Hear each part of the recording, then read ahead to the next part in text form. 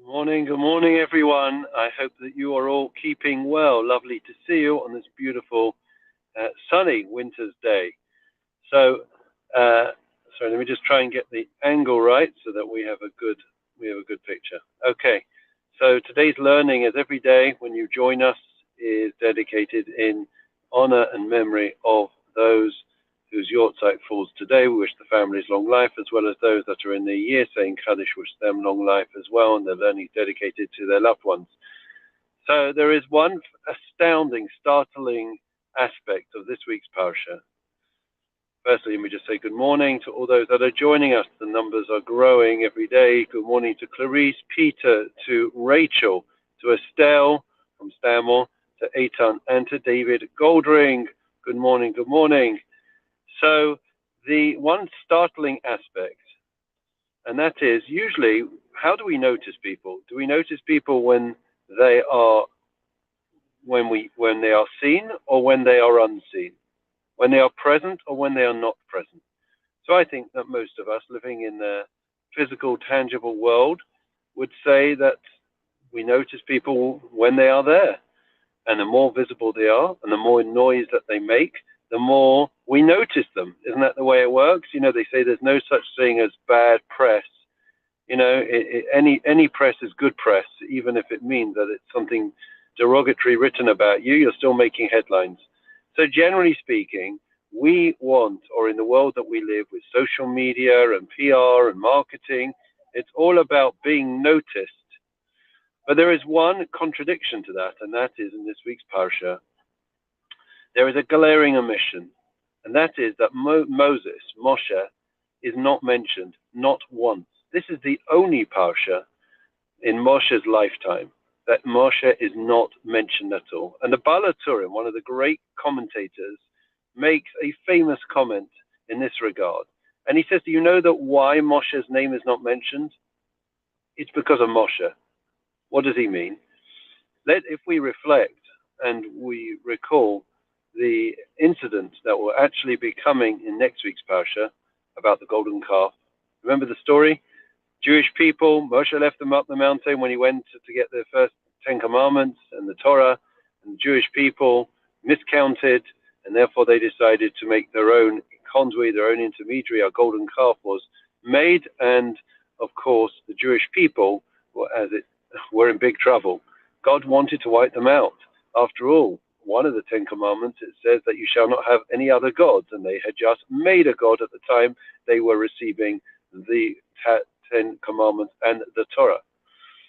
So therefore Moshe puts his neck on the line, literally. He says to God, please, you've got to forgive the Jewish people. You've got to forgive them. And what does God say? No, I'm going to start over again.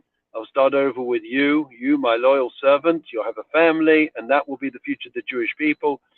This stiff-necked nation, this Jewish people, they don't want to listen to me. They're not loyal. They've already made a golden calf.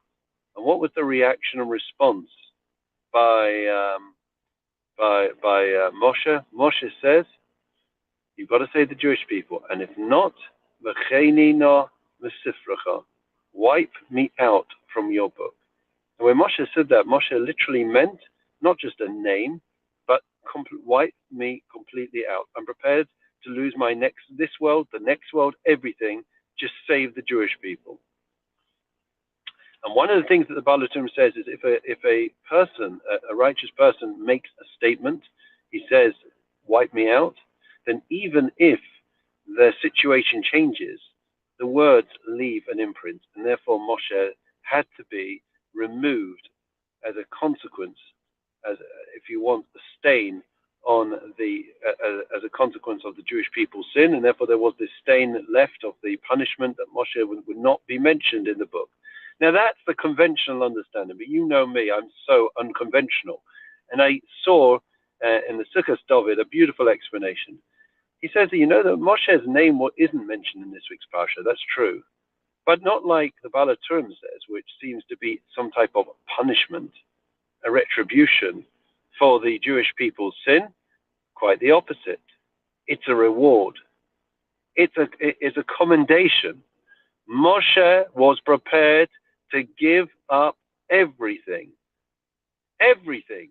completely make a self-sacrifice for the sake of the Jewish people. And therefore, Moshe's name not being mentioned, showing that he was prepared to lose everything, is one of the greatest accolades that could possibly be paid to Moshe. What a beautiful idea. So often in the world that we all live in and we all engage with, it's all about making noise, isn't it?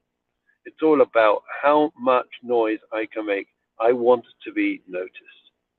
And we see the exact opposite approach, that it was precisely when Moshe said, it's not about me, it's about the we, it's about the Jewish people. And Moshe was prepared to completely take himself out of the equation.